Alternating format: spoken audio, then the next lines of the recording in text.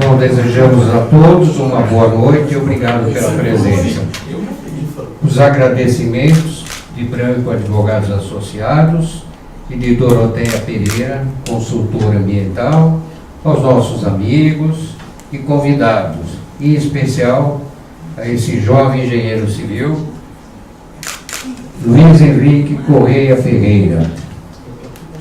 Esse encontro é resultado de uma parceria que vem se solidificando entre Branco Advogados Associados e Doroteia Pereira, consultora ambiental. A reconhecida trajetória e vasta experiência profissional de nossos palestrantes na área ambiental, empreendedorismo e sustentabilidade certamente trarão aos nossos convidados e amigos um marcante momento de informação e aprendizado. Os nossos palestrantes compartilharão a palestra sobre licenciamento e planejamento ambiental, roteiro para novos empreendimentos. Com a palavra, a engenheira Doroteia Pereira. Boa noite a todos. Que bom estarmos aqui, né, na presença de amigos, alguns já de grandes anos, muitas caminhadas. O Dr. Branco foi muito gentil de não falar os anos já de estrada que eu tenho, né, Luiz Henrique? Vamos ficar nos 20, seu que tá bom. O meu é quase o dobro, né? A gente está nessa estrada já há muitos anos, alguns de vocês já me conhecem. E é muito bom, quero agradecer, Dr. Branco, a oportunidade da gente estar aqui, de toda a sua equipe, de vocês todos que estão aqui presentes numa segunda-feira, né? Já numa semana mais curta. Agradecer ao Luiz Henrique aí, que já é um parceiro já de alguns anos também com a gente nessa caminhada, aos sócios da nossa empresa, o Júnior, engenheiro agrônomo, a bióloga Juliana, gestora ambiental também, o Alexandre Cachefe, engenheiro civil e agrimensor, e agradecer a todos os empreendimentos que autorizaram o uso das imagens, que a gente vai passar aqui para vocês alguns casos, do Campo de Toscana, Bosque do Horto, Terras da Alvorada e Reserva da Ermida, né? Então é muito bom compartilhar esse momento com vocês, é um momento de reflexão, é trazer um pouco da experiência que a gente tem no decorrer de todos esses anos, né, 30 anos na área ambiental, e compartilhar e levar para momentos de reflexão, na verdade, né? Porque eu, como estou no licenciamento ambiental já há alguns anos, eu sou daquela época que podia 15 metros de APP, depois era 5, depois passou para 30, área brejosa, enfim, eu fiz todo esse acompanhamento. E vamos ver hoje aí o que eu consigo passar para vocês. São muitas informações, eu vou tentar não ficar no techniquez, né, eu vou tentar realmente ser objetiva, e nós vamos dar início então aí a essa palestra. Quem somos, né? Começando, nós somos uma empresa especializada em consultoria ambiental, que tem o grande desafio de compatibilizar o desenvolvimento econômico e social com a preservação da qualidade do meio ambiente e do equilíbrio ecológico. E isso está na política nacional, não é nenhuma novidade, é desde 1981. Né? Desenvolvemos muitos tipos de laudos, de relatórios, estudos de impacto ambiental, relatórios ambientais preliminares, projetos de reserva legal, o CAR, né, que é bem recente, o manual do GRAPLAB, que tivemos aí novidade essa semana com o novo manual que veio aí. Enfim, a gente então trabalha com uma gama, né? E a gente tem alguns serviços prestados para algumas dessas empresas aí no decorrer desses anos, algumas já 10, 20 anos, né? E 25 anos, inclusive os mais antigos. O objetivo do nosso encontro aqui de hoje é propor novas formas de planejar e implantar empreendimentos, né? Muita coisa do que eu vou falar, vocês já sentiram, já passaram. Eu estou vendo aqui engenheiros, arquitetos, empreendedores, advogados, né? E representantes do poder público.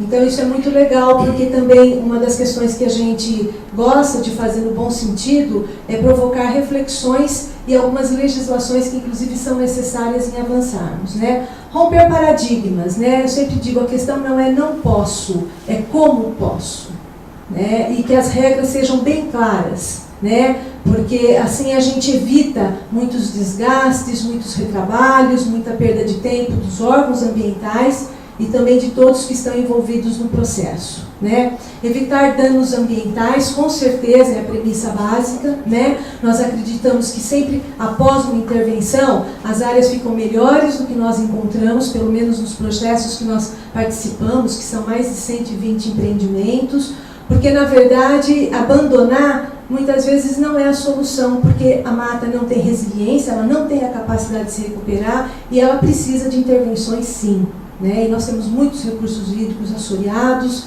enfim, então eu acredito nisso e é nessa linha que a gente trabalha, né? E projetos que tenham qualidade ambiental e urbanística, né? Isso é muito importante, que assim os arquitetos, os projetistas trabalhem com a questão de propor empreendimentos de boa qualidade ambiental e que, consequentemente, está ligado com bom urbanístico, porque dentro da sustentabilidade não tem sentido que a gente não tenha aquele tripé, que na verdade já são 4, que na verdade já são 5, que o Leonardo Boff trabalha, mas não tem sentido se não tiver viabilidade ambiental, econômica, social e cultural, né? As palavras-chave de hoje: planejamento, ferramenta, qualidade urbanística, desenvolvimento sustentável, plano de controle ambiental e BMP, que é Best Management Practices, ou seja, as boas práticas de gestão ambiental, as boas práticas ambientais, né? A gente trabalhou um pouquinho em campos de golfe, fora do Brasil também, licenciamentos, e por isso que a gente tem todo esse background também de técnicas e de coisas que tem lá fora, mas que aqui dentro também dá para ter de uma forma tranquila, sem muitos custos, né? Então, desenvolvimento sustentável, eu estou usando o desenvolvimento sustentável, que seria a sustentabilidade também, porque é assim que na nossa legislação tem a questão do nome do desenvolvimento sustentável, né? Mas ele sempre está ligado na questão ambiental, econômica, social e cultural. Por que a gente coloca cultural? Porque às vezes nós vamos trabalhar numa região que pode ter quilombolas, que pode ter alguma fazenda ali de tombamento, que é tombada, que tem raios, às vezes Tucum-Defate, inclusive.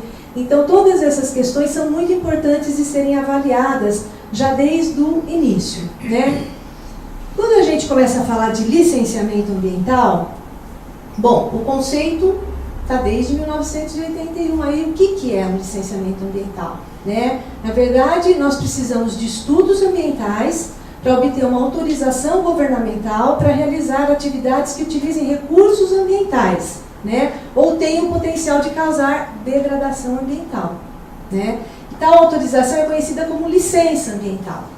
Então, a licença é um dos instrumentos mais importantes, é uma ferramenta muito importante da política ambiental pública, né? Ela tem caráter preventivo, né? E o seu emprego visa evitar a ocorrência de danos ambientais.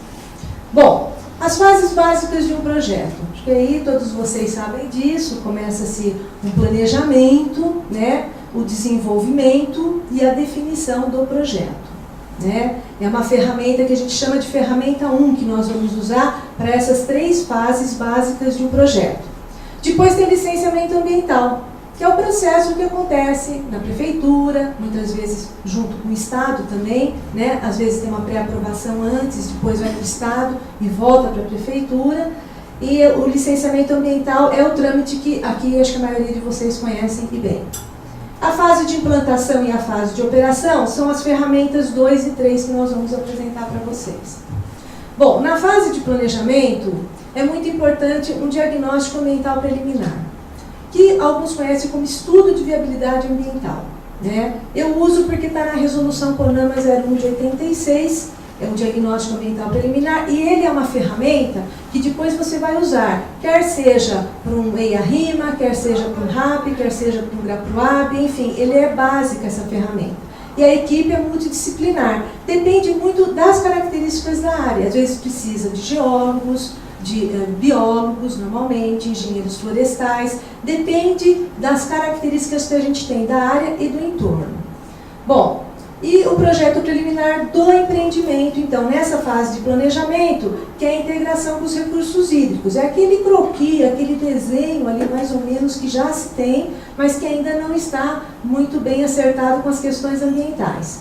E eu abro aqui, pela minha experiência, um diálogo com as instituições envolvidas no processo. É fundamental, nessa fase de planejamento, pela nossa experiência, com 100% de, vou falar 100% de resultado, mas 99,9% de sucesso, né? Por quê? Porque você começa a conversar com o órgão, não só do zoneamento, mas a compartilhar também o projeto com os técnicos, ou da prefeitura, ou da CETESB, e as pessoas vão se envolvendo porque é uma forma transparente que a gente tem. Olha, aqui a gente tem isso, como que você acha que dá para a gente resolver isso? Ah, aqui a gente tem essa lei assim, assim. Ah, aqui dá para fazer assim. Então é muito importante esse compartilhamento, é um aprendizado grande e as pessoas já estão fazendo parte do processo, né? Então não é um processo novo que vai chegar na mesa do técnico e que ele não conhece. Não, já teve já umas 2 reuniões, uma ou 2, já discutiu, então já sabe do que está falando. Isso é muito bom, porque o objetivo é a gente ganhar prazo, ganhar tempo, em vez de ficar vai e volta, altera, comunique-se, perde-se tempo, perde-se dinheiro, desgasta todo mundo, né? Então, pela nossa experiência, essa metodologia é boa, ela dá certo, ela é possível, né? Você evita de ter trabalho lá na frente e já puxa para antes, né? Bom, na fase de desenvolvimento e definição do projeto, a gente então faz o desenvolvimento de estudos aprofundados. Às vezes tem que aprofundar um pouco mais a questão da fauna, às vezes mais a questão do meio físico, fazendo às vezes até inclusive perfil hidrogeológico para a gente entender qual é o comportamento do lençol freático, onde que está a área de preservação permanente, porque sem ter essa definição não se sabe onde projetar, aonde ocupar e o que fazer. E a questão do socioeconômico, porque é muito importante quando vai fazer um empreendimento a gente pensar na questão, quais são os equipamentos públicos? Se vier mais gente, tem escola que é suficiente no bairro? Tem unidade de saúde? Como que vai ser trabalhada essa questão do deslocamento, da mobilidade, já que nós estamos mudando muito hoje as características do modal, né? Em São Paulo a gente está vendo aí o pessoal direto com bicicleta, usando patinete também. Então a gente percebe que isso está vindo com uma grande força, né? E um projeto que considere o desenvolvimento sustentável, que seria a sustentabilidade. Na fase já de implantação e operação, aí o Luiz vai falar um pouquinho sobre isso também, nós vamos falar do plano de controle ambiental da obra. É um sistema de gestão ambiental.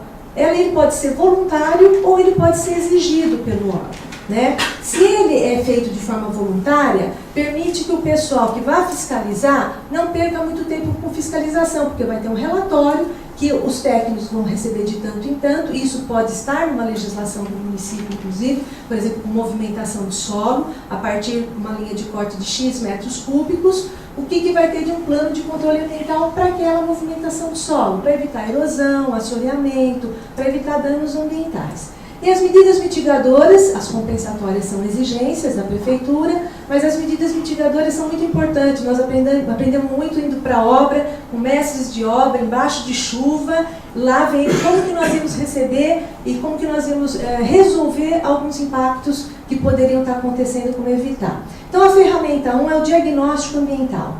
Ele está na fase de planejamento, desenvolvimento e definição do projeto. Então vocês vejam aí, e, na verdade, os fatores socioeconômicos limitantes, a questão de dinheiro, de verbas que se tem destinadas para isso, de valores, né? Os fatores abióticos, meio físico, APP, fragilidade do solo, como que se comporta o relevo, declividade, e os fatores bióticos limitantes, fauna e flora, né? Então, cruzando tudo, nós chegamos nesse pedacinho branco, que essa é a possibilidade do empreendimento, porque é a conexão, a intersecção de todos esses fatores que levam à possibilidade do empreendimento, que vocês veem que é num espaço reduzido. Então, tem que trilhar o caminho certo, né? Para não perder tempo. Então, os objetivos aí, entre tantos que o diagnóstico tem, é fornecer as informações dos atributos ambientais, demonstrar as áreas que merecem mais atenção, fornecer dados, base de dados para as análises, garantir e melhorar a biodiversidade local e elaborar um mapa de restrição ambiental principalmente, porque é nesse mapa de restrição que vai ser feito o desenho do urbanístico, junto com os arquitetos. Sempre trabalhei muito com arquitetos, desde planos diretores já há 30 anos, e é muito interessante esse trabalho quando a gente faz conjuntamente o desenho ambiental e urbanístico com viabilidade econômica, fica muito bom, normalmente dão projetos muito, muito bons. Lógico que atender às legislações ambientais é o básico, né? O diferencial é se fazer alguma coisa a mais para agregar valor. Eu acho que é aí que é a grande sacada que a gente deve ter, né? Porque esses custos que possam vir, isso daí depois no marketing fica muito bem definido, muito bem diluído, né?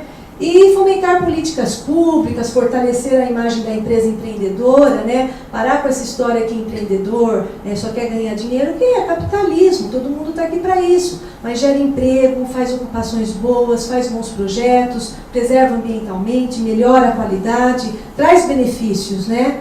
E então a gente prognosticar impactos, quer dizer, também é importante, indicar medidas mitigadoras. Então, assim, como que nós começamos fazendo um diagnóstico? Levantamentos de campo. Não adianta ficar com georreferenciamento, porque por mais que a gente tenha hoje drone, não adianta. Tem que ir para campo, tem que pôr o pé no barro, tem que subir morro, descer morro, pular córrego. É assim que a gente vê aonde que tem as coisas que tem problemas ou não, né?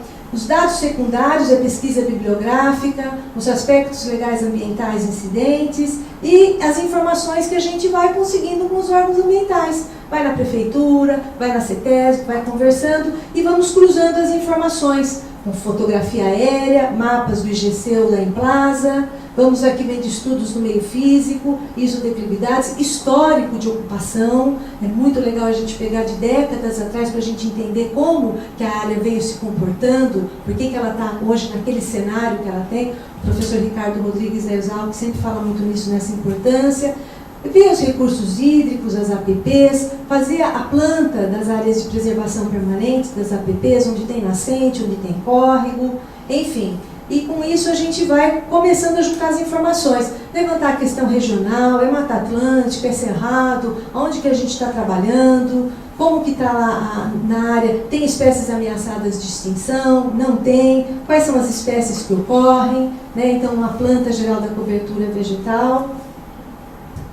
Fauna agora nós temos aqui no novo manual do GRAPROAB, virou anexo 20, esse daqui. Nós temos que agora apresentar estudos quando tem ocorrência de capivaras por causa da febre maculosa, se tem problemas da febre amarela com a presença de primatas. Então é uma nova exigência que já está no novo manual do GRAPROAB fresquinho, que está saindo aí essa semana, né? E a fauna também nos indica a área, onde que são os fluxos, onde que são os corredores, por onde que os animais passam, a importância, o que se tem, né? Aqui nós temos, vamos ver aqui se eu acho. Ixi. Acho que não vou achar onde que está o filminho aqui. Esse daqui, opa, essa daqui são filmes que a gente usa, o adaptador, deu certo, fotográfico, não deu. É só apertar o triângulo que ele aparece. Aqui vocês vão ver uma jaguatirica, na verdade. Tá? A gente faz atrativos, põe o equipamento e fotografa. Né? Então a gente fica sabendo, não é serva, tá, gente? Não é serva. Isso daqui realmente aqui a gente tem uma onça parda. Passando também, essa daí tinha comida, porque ela nem foi no local que tinha os atrativos. Né? Então, a gente faz isso para identificar os animais que estão. Né? E as passagens subterrâneas, nós temos passagens já há 20 anos. Agora que está vindo para o Brasil, essa de baixo aí é da Alemanha, inclusive, que a gente vê lá fora na Holanda também, passagens úmidas e secas, porque os animais têm hábitos diferentes, alguns se deslocam pela água, outros pela parte seca, enfim. Aqui são passagens subterrâneas que a gente fez, indicando lá o início e o final, aquelas duas setas vermelhas.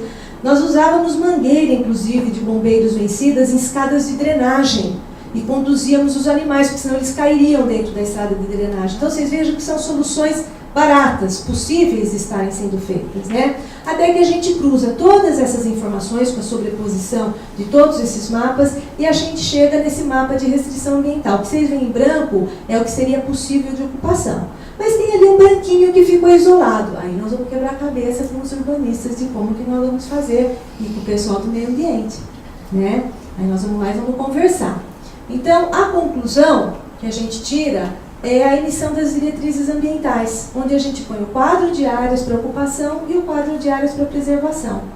Então, a análise do projeto pretendido, a gente cruza daí com o diagnóstico ambiental, faz os ajustes necessários e resulta num projeto de qualidade. Né? Então, essa metodologia que a gente tem usado, que é objeto desse livro aqui que eu fui convidada pelos professores, eu tenho um pezinho lá na Unicamp, Indicadores de Sustentabilidade em Engenharia, né, que eu fiz curso lá de especialização, e, por incrível que pareça, muitos dos que são aprovados no GRAPROAB, em prefeitura, não atingem os índices, nós fizemos vários cases, não atingem os índices de sustentabilidade.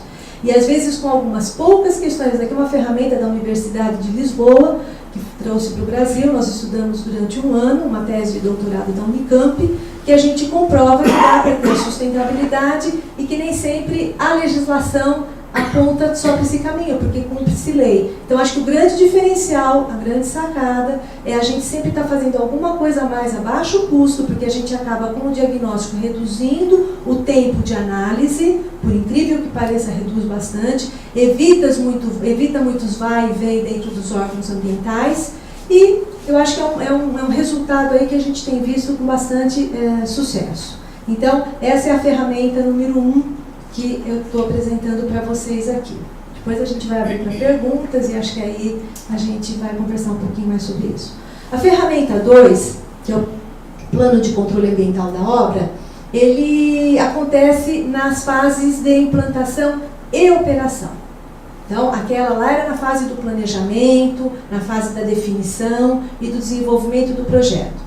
Essa ferramenta número 2 é o plano de controle ambiental da obra também.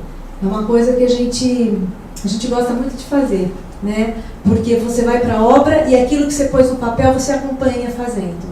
Então não é, né? Porque o papel aceita tudo, né? Mas quando a gente vai para campo para ver, então a gente tem já trabalhos, inclusive Alphaville Urbanismo já há uns 20 anos que a gente começou fazendo por uma prerrogativa deles. E aqui a gente vê, né? Por exemplo, nesse lado aqui que vocês estão vendo do esquerdo, que de vocês é o direito, as curvas de nível em solo nu. E depois de 2 meses, aplicação de terra vegetal. Você não comprou grama, você não plantou grama, você apenas utilizou fazendo uma raspagem do solo. Eu vou mostrar mais para frente. Bom, bacias de contenção temporária, isso é básico, né? A gente tem que ver para onde são os talvegs, quais são as microbacias que a gente identifica e aonde que nós vamos fazer os tanques de contenção, né? Por quê? Porque, na verdade, a gente precisa usar uma bomba para esgotar, para que quando chover tenha, de novo, a capacidade de armazenamento da água, né? Monitoramento de processos erosivos. Cito mais uma vez, são sacos que vocês estão vendo aí, onde tem o asfalto, que a gente coloca para segurar a água e não deixá-la correr com muita velocidade. Isso são ideias que a gente foi tendo ao longo desses anos, com os mestres de obras antigos, que falam, mas eu faço isso há 30, 40 anos. Então, mas vamos fazer de outro jeito. E a gente foi junto, procurando o caminho e fomos aprendendo junto. Quando a gente tem esse talveg na terra, a gente coloca dentro desses sacos aí que vocês veem, semente de várias gramíneas, com terra vegetal. E isso daí tudo depois fica tudo revegetado também. E você evita que a água escorra de uma vez só. Ela vai percorrendo aos poucos e diminui a velocidade dela e não causa erosão. Essa separação do solo orgânico aqui que eu mostrei para vocês que nós fizemos naquele empreendimento em Vinhedo. A gente raspa o solo, que é esse mais escuro, deixa separado, separa do outro solo, o outro a gente utiliza em movimentação, tudo que tem que fazer, aterro, mas é essa camada de solo que tem muita vida lá dentro, vegetal. E é ela que a gente volta de novo e ela revegeta rapidamente, né? Então não precisa gastar dinheiro com grama. E baias, né? O pessoal aí perde muito material de construção civil, porque chove, carreia. Nós temos muito morros aqui na nossa região, muitas declividades, perde-se areia, perde-se brita. Então, conforme a obra vai andando, vai se fazendo essas baias temporárias também. Isso economiza material e evita que seja carreado, porque é incrível, né? Às vezes até a gente vê assim, quando vai construir a casa, eles chegam bem na boca de lobo e é ali que eles jogam, né? O caminhão vem e joga areia ali, né? Quer dizer, está pedindo para essa areia ir embora. E vai para onde? Vai para rio, né? Vai para córregos, né? Drenagem provisória é o básico, vocês veem no pé do talude ali a tubulação e esses rachões. Isso daí que tem na obra evita já o solo carrear, evita com erosão, não contribui com sedimentos, então diminui a velocidade. Maceira, o uso de maceira é básico também, para não se perder o concreto, cimento, né? Você tem uma obra limpa, quando você entra na obra você vê que ela tem um sistema de gestão ambiental, né? Eu recomendo, independente de precisar ou não, sempre fazer um monitoramento ambiental da qualidade da água, né? Antes de entrar, faz o ponto branco de começar a obra, né? Faz o ponto branco, começa, já faz, coleta como que está a análise da água, amostragem, programas de educação ambiental, oficinas, né? Quando a gente faz com os funcionários, quando eles vão para outra obra, jamais eles vão fazer o que eles faziam antes. É muito legal, eles vão aprendendo, vão mudando e vão tendo muitas ideias interessantes. Reflorestamento, enriquecimento, né? Aí todo mundo conhece. A gente está trazendo aí um conceito novo, já desde 2008, que é a programação de reabilitação de áreas brejosas. Tem-se muitas áreas brejosas que às vezes não se tem o que fazer. Vamos tirar partido disso, são habitats para a fauna. Vamos colocar plantas para que a gente possa preservar, melhorar ambientalmente, paisagisticamente, né? Bom, gerenciamento de resíduos sólidos, banheiro químico é o básico, né? Esse padrãozinho aí, a gente colocou, virou um padrão no final para empreendimentos de uma empresa, porque ali a gente tem uma canaleta ao lado que recolhe o chorume, os vários tipos de resíduos para a gente ensinando na obra, né? Desde a separação do plástico, desde a separação do vidro, enfim, do que tiver dentro da obra. E na parte de baixo, toda a proteção com uma canaleta também para conter, às vezes não é feito por comboio, por caminhão-comboio, o abastecimento na obra. Então esse tipo de armazenamento de óleo já tem uma proteção em volta e depois tem toda essa parte aí também concretada que leva para uma canaleta, para uma caixa separadora de óleo. Coletor de resíduo orgânico, às vezes não passa dentro da obra, mas passa ali na entrada. Então, colocar ali uma placa, quando o pessoal come a sua comida, né, a sua quentinha, depois leva os resíduos para lá, do banheiro também, deixa lá para ser colhido, fechadinho, no alto, né. Implantamos o fumódromo, esse daí da reserva, da Ermida. Por quê? Porque o pessoal gosta de fumar. Né? Mas não pode. Então vamos fazer um local para que eles possam estar na obra, mas fumando, mas num local seguro, que não vai dar queimada, que não vai trazer problema. Varredura de fauna, isso a gente também sempre faz, sempre tem uma direção para a gente cortar, corte unidirecional, que nós vamos no sentido da mata, para que os animais, a gente vai com buzina náutica fazendo barulho, com répteis, né? E, por último, as medidas mitigadoras, que são várias, são mais de 30, eu não vou me delongar, mas são medidas que complementam o plano de controle ambiental da obra. Canteiro inteligente, desde o canteiro de obras, aonde vai fazer, como fazer, de que forma fazer, colocar bem no meio, né, Luiz, toda a parte de resíduos, para poder depois ocupar aquele resíduo dentro da própria obra, né, para não ter que exportar para fora. E fiscalizar sempre o sistema de drenagem na fase depois já da operação, né, quando já entregou em associação de moradores. Seria interessante ter um regulamento que disciplinasse o que eles têm que fazer, como que eles têm que fazer. Limpar a drenagem é básico, né? E se vai limpar é porque está tendo erosão de algum lugar, né? Então, assim, todas essas ferramentas que eu falei, todas essas técnicas ambientais, elas são para a gente tentar planejar, projetar, implantar e operar, para dar um pouco de tranquilidade para as ONGs, para os conselhos, para os órgãos ambientais que licenciam, para o empreendedor também ficar numa situação confortável, para não ter que sentar na frente do Dr. Batalini ou de outro promotor público, né? Eu acho que assim, é preservar o nome. A preservação ambiental, ela vem para preservar o nome da empresa, né? O legado que vocês estão deixando, de uma nova centralidade, com as questões que nós usamos hoje muito, das SBNs, né, que são as soluções baseadas na natureza. Estamos voltando de novo a quebrar o que tem de concreto na beira dos córregos, isso já não se utiliza mais. Em Brasília eu tive lá nós tivemos na questão da água, que teve um congresso grande no ano passado. Enfim, jardins de chuva, né? A prefeitura pode dar desconto no IPTU para quem tem área de preservação permanente, para quem tem mata, para quem usa energia solar. Isso tudo que eu estou falando são coisas exequíveis, que eu tenho prática, que dá certo. Não estou falando que está no papel, estou falando que a gente já colocou em prática, né? E conscientizar os profissionais, aí, vocês que estão nessa linha de projetar, de pensar nessas soluções que vocês vão fazer, trazendo o conceito do novo urbanismo, né? Evitar muito deslocamento, propiciar contato com a natureza, que acho que todo mundo quer hoje com essa vida que a gente tem.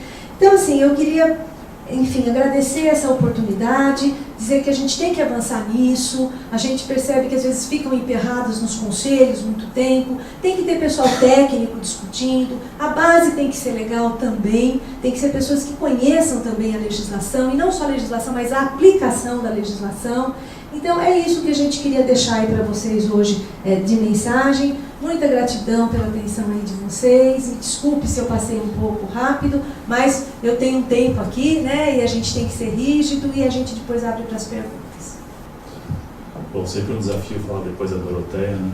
Depois de tanto conhecimento, eu vou tentar contribuir um pouco com uma visão que a gente já está há uns 4 anos juntos, né, Doroteia? Eu acho que a gente tem uma complementariedade muito grande na maneira de atuação das nossas empresas.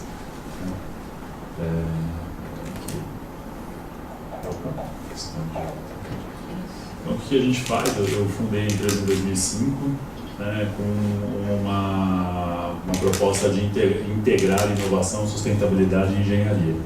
Então, o nosso desafio é uma empresa formada por engenheiros, que é desmistificar um pouco essa questão de que sustentabilidade é complicado e de que sustentabilidade é algo que a gente tem que salvar o planeta.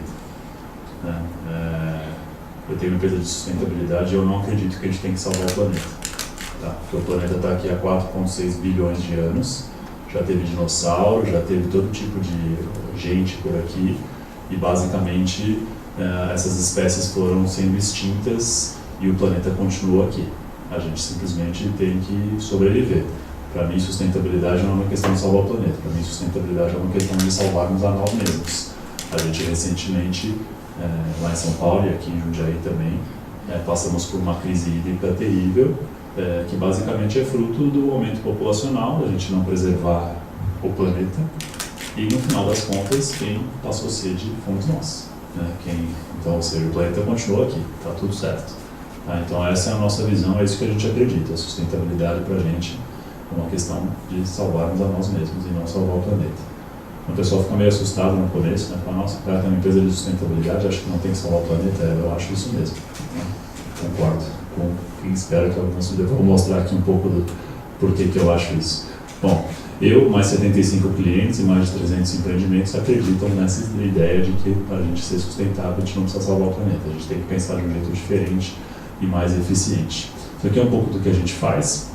Então, do lado esquerdo da tela de vocês, a gente atua na consultoria técnica para edifícios, do lado direito, a consultoria para empresas. Então, a gente faz todas essas coisas aí com um foco de tornar as construções mais eficientes, confortáveis e com a menor pegada ambiental possível. Então, a nossa empresa é uma empresa voltada para o setor da construção. Essa turma toda aí que já acreditou na gente, alguns em comum, né? Doroteia, não estão todos aqui, porque senão ia ficar uma sopa maior do que essa sopa que está aqui, mas basicamente lado esquerdo da tela incorporadoras, meio da tela desenvolvimento urbano, lado direito empresas que não necessariamente são incorporadoras nem construtoras, mas que têm ativos imobiliários sob sua gestão e que querem trabalhar a gestão desses ativos de uma maneira mais eficiente e com uma pegada ambiental menor, que é o que a gente faz. Bom, não vou torturar vocês de novo aqui com o tal do tripé da sustentabilidade, que é o social, o econômico e o ambiental. A Doroteia já falou disso, mas a gente vem de uma trajetória de mercado imobiliário, né? E o mercado imobiliário ele sofre muitas pressões de todos os lados, né? O pessoal fala aqui que o empreendedor de mercado imobiliário tem que ser um pouco louco, né? Porque para entrar num empreendimento que vai durar no mínimo aí de 8 a 10 anos para se concretizar e passar por 2, 3 eleições, sem saber o que vai acontecer, tem que ser um pouco louco, né? Então, a gente, ao longo desses anos, falou, bom, como é que a gente consegue ajudar esse mercado nessa questão da sustentabilidade, que é o que a gente tanto acredita, né? Começa por aqui, né? A gente fica tentando equilibrar o econômico, o ambiental e o social e olhando para esse ponto de interseção, né, que é esse meio. E ele é muito pequenininho. Né? E aí a conclusão que a gente chegou, isso foi quando eu fui fazer o curso no MIT, eu tive o pessoal fez uma das aulas lá, eu tive um insight, né? Eu falei, não, mas espera lá, não existe um negócio que não tenha um impacto ambiental. A gente pode não querer olhar para isso. Pode achar que isso não é importante. mas certamente ele vai ter um impacto ambiental. Assim como não existe nada que a gente faça que não tenha impacto na vida das pessoas. Então, para a gente, sustentabilidade deixou de ser mirar nisso e passou a ter uma outra abordagem, né? Que é uma abordagem onde o ambiental está por fora, ou seja, é o grande contexto, é o contexto do planeta que a gente, de alguma maneira, está inserido. Não existem... O cara da Tesla está tentando fazer negócio em Marte, tem alguns tentando na Lua, mas fora isso, todos nós estamos no planeta Terra, querendo ou não. Não adianta a gente achar que a gente não está inserido num contexto ambiental. Tá? Daqui para cá, existe o contexto social, ou seja, terras habitadas, terras não habitadas. E daqui para cá tem pessoas trabalhando e gerando riqueza. Né? O Brasil tem mais ou menos metade da população brasileira trabalha, a outra metade não trabalha, ou está aposentada, ou estuda, ou tem a geração nem agora, né? Que nem trabalha, nem estuda, né? Enfim, tem vários formatos, vários arranjos. Então, para nós, os negócios acontecem aqui, inseridos num contexto social, que por sua vez estão inseridos num contexto ambiental. Então, não existe nada que a gente faça que não tenha um impacto social ambiental. A questão é a gente ver o que a gente vai medir e como a gente vai medir e como é que a gente vai mitigar esses impactos. Então, antes sustentabilidade era esse triangulinho, agora sustentabilidade para nós é esse dedinho. É tudo que a gente faz dentro do contexto. Assim, ficou mais difícil ainda? Não necessariamente. Tá? Porque a gente acredita que antes a gente tinha 3 bolas do mesmo tamanho e agora a gente tem uma bola econômica menor inserida nas outras. E a gente faz isso com eficiência. Então, para nós, sustentabilidade é eficiência. Para nós, sustentabilidade não é salvar o planeta. Tá? Por quê? Porque a gente tem uma população que cresce muito rápido. Então, nos últimos 200 anos, a população saiu de mais ou menos 1 bilhão de pessoas no planeta para 7 bilhões de pessoas. Tá? A população cresce 77 milhões de pessoas por ano. Tá? Nos últimos 50 anos, a quantidade de espécies vivas no planeta Terra, falando de todas as espécies, caiu pela metade. Tá? Ou seja, a quantidade de animais no mundo está caindo pela metade. Tá? Então é uma coisa muito rápida e muito drástica. Então, basicamente, sustentabilidade é a gente fazer mais com menos. Tá? Porque vai chegar uma hora que vai dar uma confusão. Né? Vejam aqui, 2100, população projetada pela ONU é de 11 bilhões. Ou seja, acho que daqui a aproximadamente 80 anos a gente não vai multiplicar por 7. Nós vamos para 49 bilhões. Por uma razão simples, vai acabar a comida. Simples assim. Chega uma hora que não tem mais comida, as pessoas não conseguem mais comer e começa a complicar. Assim, mas isso é muito longe, isso não vai acontecer, etc, etc e tal. Né? Tem algumas pessoas aqui que estão tem um pouco mais de primaveras do que eu, sabem que há um tempo atrás você levar os filhos para o restaurante ou qualquer coisa, comida em casa, supermercado, era muito mais barato em relação ao orçamento. Né? Hoje a comida está cada vez mais cara. Né? Hoje, tranquilamente, uma família de 4 pessoas para sobreviver com um salário mínimo, com R$1.000 por mês de supermercado, é uma ginástica. Né? E há um tempo atrás isso era possível. Por quê? A comida está ficando mais cara, está acabando. A água está ficando mais cara, está tudo ficando mais caro. Então, de uma maneira muito simples, vai acabar. E aí a população se estabiliza. Então, como é que a gente faz mais com menos? Como é que a gente consegue ser mais eficiente? Então, basicamente, é isso que a gente acredita numa situação onde tem um outro indicador que puxa tudo muito para cima, que é o indicador econômico. Tá? Então, esse gráfico mostra a evolução do PIB mundial nos últimos 60 e poucos anos. Vejam aqui a crise de 2008, que dá esse pequeno solavanco aqui.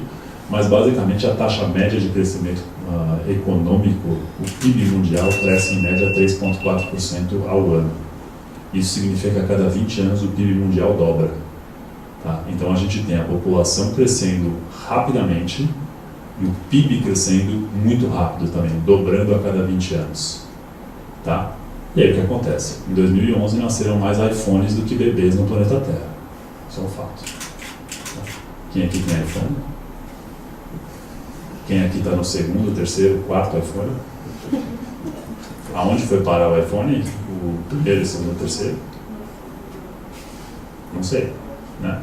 E aí o que acontece? A gente basicamente hoje tem uma situação de cada vez menos recursos não renováveis, ou seja, a gente tem imagina uma figura de uma banheira, que é uma banheira que ela tem água suja entrando, e a gente está tornando essa água cada vez mais turva, e vai chegar uma hora que a gente vai ter que beber essa água. É isso que está acontecendo. Tá? Quando você tem a população se multiplicando por 7 em 200 anos e o PIB dobrando a cada 20 anos. Tá? Então, sustentabilidade é simples assim. Como é que a gente vai sair dessa? Tá? Eu não estou preocupado em salvar o planeta. Estou mais preocupado com a minha pele. Acredito que todos aqui também estão mais preocupados com a pele de vocês. Salvar o planeta é um jeito da gente resolver este problema e não uma causa, uma militância. Tá? Então, qual que é o nosso tripé? Porque imagina, né? O cara vem aqui falar de sustentabilidade, fala que não quer salvar o planeta e não tem um tripé, vai embora, né? Esse cara aqui, não, o que ele está fazendo aqui, né? Então nós temos o nosso tripé também, tá? Só que o nosso tripé é um tripé um pouco mais pragmático, podemos dizer assim. Então basicamente é a questão de ecoeficiência, gestão de riscos e crescimento. Então quando a gente fala de ecoeficiência, a gente fala de economizar água, economizar energia, reciclagem, produtividade, que é fazer muito mais com menos. Tá? O nosso segundo pilar é o pilar de gestão de riscos. Tá? Hoje em dia, nós estamos no escritório de advocacia, que basicamente trabalha com gestão de riscos, né? Entre outras coisas. Né? Mas sempre que a gente puder prevenir riscos, prevenir problemas é muito melhor do que a gente lidar com eles. Hoje, a Dorothea estava falando de grandes áreas, né? A questão de riscos reputacionais, questão de legislação, né, riscos jurídicos, ela é gigantesca. Hoje em dia qualquer coisa está na rede social. Né? A gente tem um presidente que foi eleito pelas redes sociais. A gente tem um presidente que dialoga com a Câmara pelas redes sociais. Não está dando muito certo, mas ele está tentando. Daqui a pouco ele começou a chamar o pessoal para conversar. Mas é um negócio muito forte. Né? Então como é que a gente gerencia isso? E a questão de crescimento, ou seja, quando a gente acredita, né, que esse mindset de eficiência, de fazer de uma maneira diferente, ele gera inúmeras oportunidades. Tá? Não preciso dizer aqui o uso compartilhado de inúmeras coisas. Né? O uso compartilhado, ele tem tudo a ver com eficiência, você tem menos, por exemplo, menos carros rodando nas ruas, e fazendo tudo o que a gente não podia fazer antes, né? Minha mãe me ensinou que eu não podia pegar carona com estranhos e não podia comer bala que me oferecessem, né? E hoje eu faço isso todo santo dia. Meu filho faz isso. Ele pega carona com estranhos e come balinha de um desconhecido. Né? Por quê? Porque o mercado está mudando. Então é isso que a gente acredita e a gente tenta aplicar essa metodologia no setor da construção, que é onde a gente atua e é onde a gente tem alguma história para contar. Por que incorporar a sustentabilidade na estratégia? Tá? Então a gente tem aqui uma série de argumentos, eu não vou me estender aqui, porque eu vim aqui para passar uma única mensagem, tenho pouco tempo, então eu espero que essa mensagem de que a gente não precisa salvar o planeta, se isso vocês conseguirem levar para casa, já estamos um pouquinho à frente, que a gente precisa ser mais eficiente, fazer mais com menos, eu já estou com o meu dia ganho, então daqui para frente a gente só vai contar um pouquinho de exemplos do que dá para fazer. Canto esquerdo aqui em cima, né, a questão de a visão de longo prazo, né, quando a gente fala de empresas que estão aqui há muitos anos, né, a Unilever, por exemplo, uma série de outras empresas, sempre percebam que as empresas estão olhando no longo prazo. E o longo prazo tem tudo a ver com sustentabilidade, para que essas empresas possam sobreviver. Motivação de colaboradores. Essa geração que está vindo é uma geração muito ligada às questões ambientais. Muito ligada. E essa geração de hoje é uma geração que daqui a 5, 10 anos vai estar nos cargos de direção das empresas. E esses caras têm uma empresa que não tem a ver, não faz nada ligado à questão de sustentabilidade, à questão ambiental, esses caras simplesmente não trabalham nessas empresas, porque eles não querem. Tá? Então, é uma outra questão muito importante. A gente tem clientes nossos que têm isso aqui muito forte. A questão de gestão, eu vou falar um pouquinho mais para frente. Quando a gente olha para a questão de ecoeficiência, gestão de recursos naturais, tem muito dinheiro aí. Tem muito dinheiro. Tá? Vou dar no final, vou mostrar o filminho de um exemplo que a gente está trabalhando, de uma casa totalmente industrializada, que somente de quintinha no canteiro de obras, numa mesma quantidade de casas, com o sistema industrializado, a gente economiza R$173 mil, só de quintinha. Tá? Ou seja, a hora que você faz gestão e começa a controlar, você começa a descobrir inúmeras oportunidades de melhoria, de economizar. E fazer gestão não custa caro. Custa caro ficar jogando, contratar caçamba e eu lembro, você compra o produto, aí você contrata o transporte para levar até a obra, aí você contrata para aplicar, depois você contrata para quebrar, contrata para transportar de volta para a caçamba e contrata para levar embora da sua obra. Olha a quantidade de atividades sem valor agregado, simplesmente porque essas coisas a gente não controla. Ah, mas é muito pouco dinheiro. Tudo bem, então você vai economizar 10, 15 mil e acha que isso não é muito, eu acho bastante dinheiro, dá para mim esse dinheiro. Então, é pouco, assim, tranquilo. Né? Mitigação de riscos, eu já falei. Relacionamento de longo prazo com clientes. Em francês, sustentável, a tradução de sustentável é durável. Quem fala francês vai falar que é construção durável.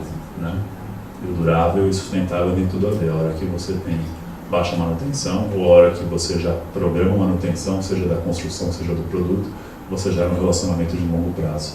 Né? Tem uma empresa de jaquetas canadense que eles têm um programa de remendo das jaquetas gratuito. Né? Então você vai na loja e eles remendam a jaqueta para você, nos pontos que elas mais gastam.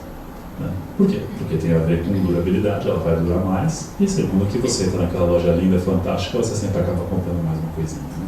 Então você se fideliza. Tá? Reconhecimento e credibilidade, a gente vai falar um pouco.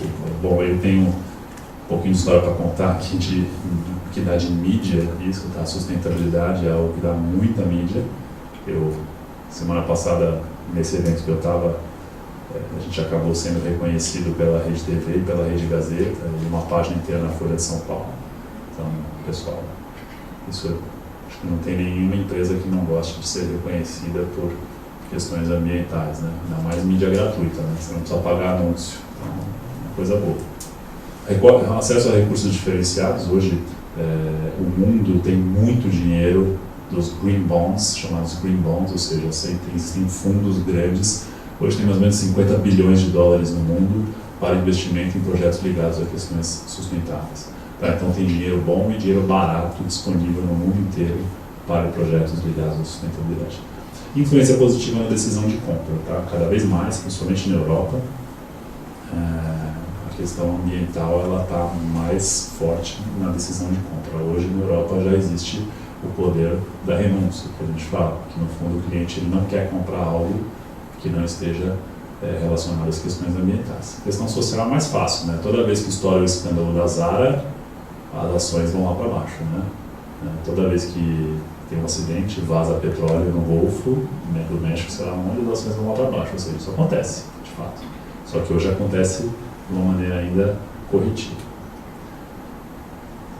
Bom, falando de certificação como ferramenta, acho que foi um pouco da encomenda da Doroteia aqui para falar um pouco do que a gente faz, do que a gente já fez. Né? Então, a primeira coisa, quando a gente fala de certificação, é responder algumas perguntas. Né? Se existe demanda, o que já foi bem feito, o que os concorrentes fazem, o que os benchmarks fazem, o que os clientes querem, o que os clientes gostam, mas não sabem. Essa é uma pergunta difícil de fazer e difícil de responder. Muitas vezes a gente tem que se antecipar ao que o cliente gosta e o que os stakeholders querem. A gente tem acionistas, a gente tem clientes, a gente tem um monte de gente, tem prefeitura, poder público. Então, essas 7 perguntinhas são perguntinhas que normalmente a gente não para e não gasta algumas horinhas para responder. E isso às vezes gera um processo de certificação, que é o processo de certificação que muita gente fala, mas é caro, é uma papelada, não me agregou nada, não sei o que, não sei o que, não sei o que. Normal, a gente sabe disso, tá? A certificação ela acontece dessa maneira quando a gente não para fazer essas perguntas e definir um foco. Tá? O que a gente quer de fato? Tá? Ou seja, quais são os valores corporativos? Né? Tem que entender quais são os valores, para depois definir uma vocação de sustentabilidade, para depois definir a métrica. Ou seja, a certificação, qual é a certificação que vai ser usada, vem no meio do caminho. Tá? A gente está cansado de hoje mesmo no telefone, eu quero certificar a certificação A, a certificação B. Mas por que você quer essa certificação? Não, porque eu estou vendo aqui, eu quero levar para o meu diretor uma ideia de certificar. Não é assim, espera lá, vou entender por que você quer. Tá? Para a gente, certificação é uma maneira de medir. Você pode medir em polegada, em centímetro, em jarda, em qualquer coisa. Então, como é que você mede isso? Tá? Para quem você está medindo? Para quem você quer comunicar? De que maneira você quer comunicar? Então, Certificação para a gente é ferramenta, certificação não é o selinho pendurado na porta. Tá? Viabilidade técnica e econômica é fundamental. Né? Não adianta nada parar de pé sozinho. Tá? Tem que fazer conta. Tá? Depois, a implantação e, muito importante, uma estratégia de comunicação. Tá? Não adianta a gente esquecer da estratégia de comunicação. Comunicar é fundamental. Tá? Muitas vezes a gente pega casos de clientes que certificam e não comunicam, né? Porque às vezes não sabem nem com quem que eles têm que falar sobre aquele assunto. E aí, novamente, a certificação vira um custo de uma coisa que só foi papelada e não me agregou em nada. Porque a gente não parou para comunicar, e muitas vezes a comunicação é para quem está dentro da empresa. Tá?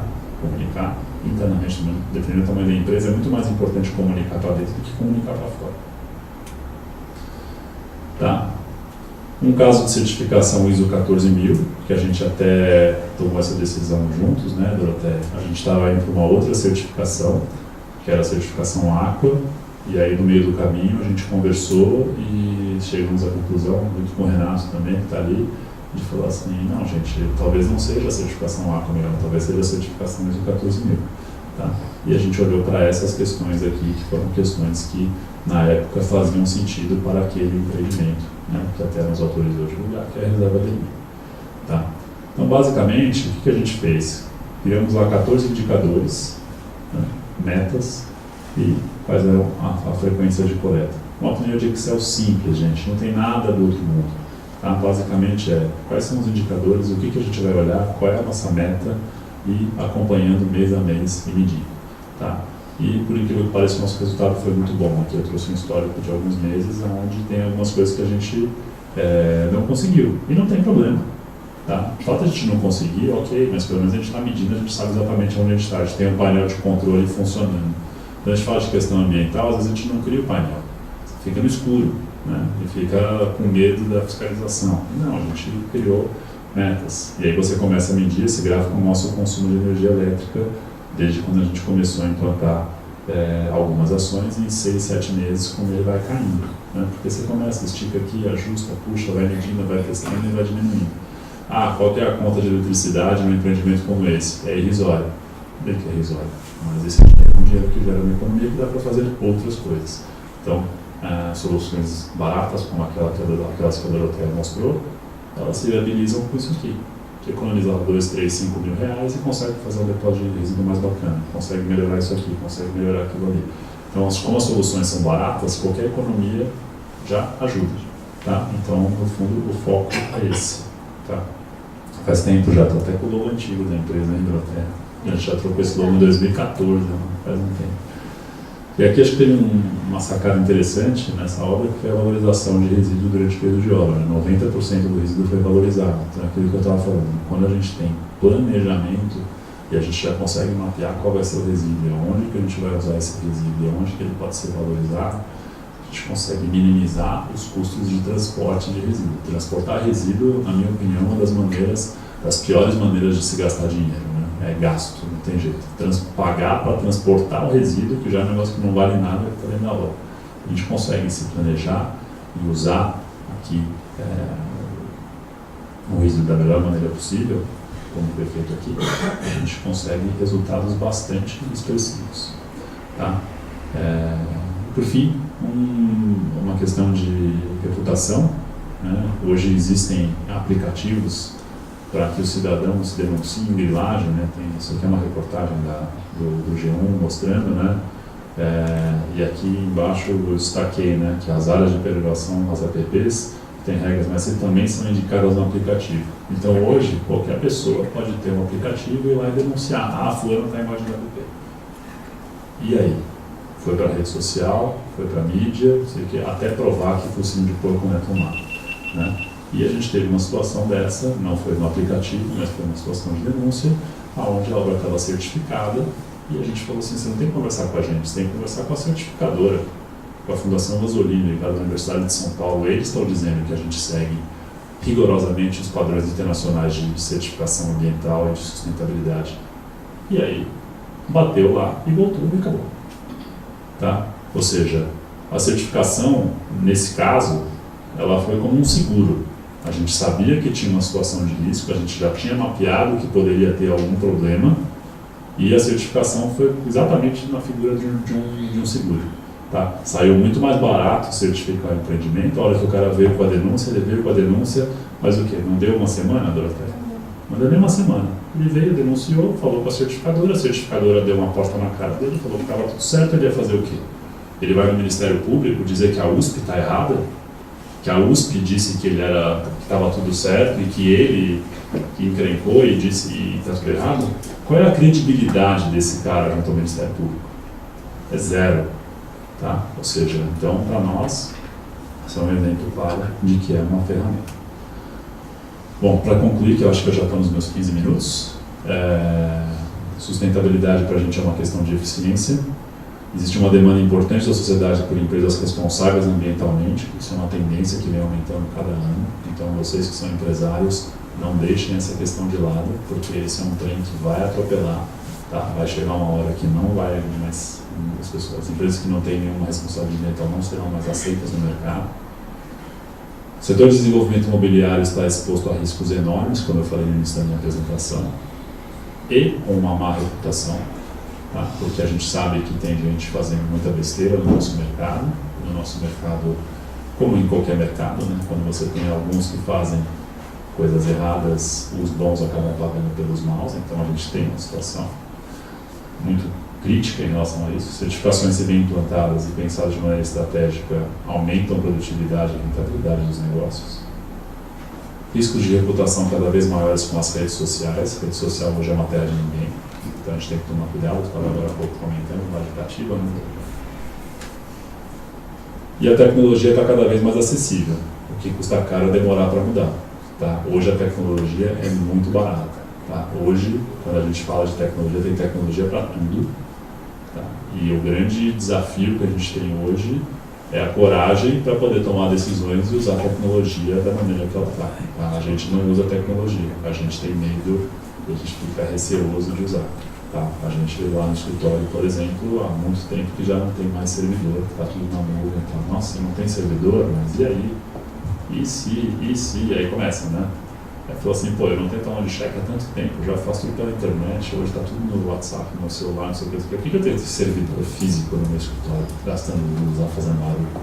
Então, essas coisas, a gente quebrar conceitos mesmo, quebrar paradigmas, tá bom? Bom, era isso, eu acho que eu fui nos meus 15 minutos já, né? Eu queria, se possível, mostrar para vocês uma tendênciazinha que a gente está fazendo, eu não sei se pode ser. Esse é um evento que a gente fez na semana passada, que basicamente foi um desafio de construir uma casa em 24 horas, dentro de uma feira que é a FEICOM, que é a maior feira de construção da América Latina. Tá? Por que a gente fez isso? Porque a gente acredita em planejamento e a gente acredita em produtividade. E nada melhor do que ir lá e mostrar ao vivo como se faz, né? Não sei qual que é a pessoa falar, quem sabe faz ao vivo, né? Não sei o canal do cara. E aí a gente juntou um monte de gente. Acho que é aqui, né? Para fazer uma casa em 24 horas dentro da feira. Então aqui, a feira acontecendo e a casa com um sistema construtivo de uma empresa chamada Cronan, de Itupeva, que até o Martin está aqui como meu convidado. Essa casa chegou em 2 horas e 59 dentro do pavilhão lá de São Paulo, do Expo Independence. Essa casa já estava pronta, veja que ela chega com janela, chega com porta, chega com tudo prontinho. Depois 1h40 para as instalações elétricas descerem por cima da casa, depois coloca o telhado e no final do primeiro dia essa casa já estava praticamente pronta. Tá? Então, a quantidade de resíduo baixíssima, uma velocidade muito alta de construção, né? E a casa vem embalada nesse rack, tá? Tudo já pensado na fábrica, tudo já posicionado, de modo que com um altíssimo planejamento, com uma tecnologia chamada BIM, que é Building Information Modeling, a gente tem tudo pré-construído. Tá? Então aqui a gente mostra todos os detalhes construtivos, tudo isso é pensado antes, não é pensado durante a obra, isso é pensado meses antes. Tá? um sistema de realidade aumentada, onde durante a obra é possível ver exatamente se o serviço está sendo executado conforme previsto, e essa realidade aumentada permite também que quem tiver, o proprietário que adquirir essa construção, pode saber exatamente o que tem atrás da parede do chuveiro, para ele saber se ele pode furar aquela parede, o que tem ali, e ele pode clicar em cada um dos registros, cada uma das coisas e saber o que tem lá. Tá? Toda a parte, quando a gente tem alta industrialização, a gente consegue estudar inúmeros cenários de desempenho dessa construção e calcular as emissões de carbono para saber como ela vai funcionar ao longo de 60 anos de uso. Tá? Ela é construída 20 vezes mais rápido que as outras, com 90% menos resíduos. Uma casinha dessa não dá nem uma caçamba de resíduo, e uma solução para larguíssima escala, que é para resolver o déficit habitacional do Brasil com sustentabilidade, que é um sistema de aproveitamento de água de chuva. Toda a questão de normas, a gente tomou cuidado para atender todas as normas, ensaiado com o Falcon Bauer e pensada para todo mundo, para a vida toda. Tá? Aqui um pouquinho mais de detalhe, como é que se constrói uma casa em tão pouco tempo.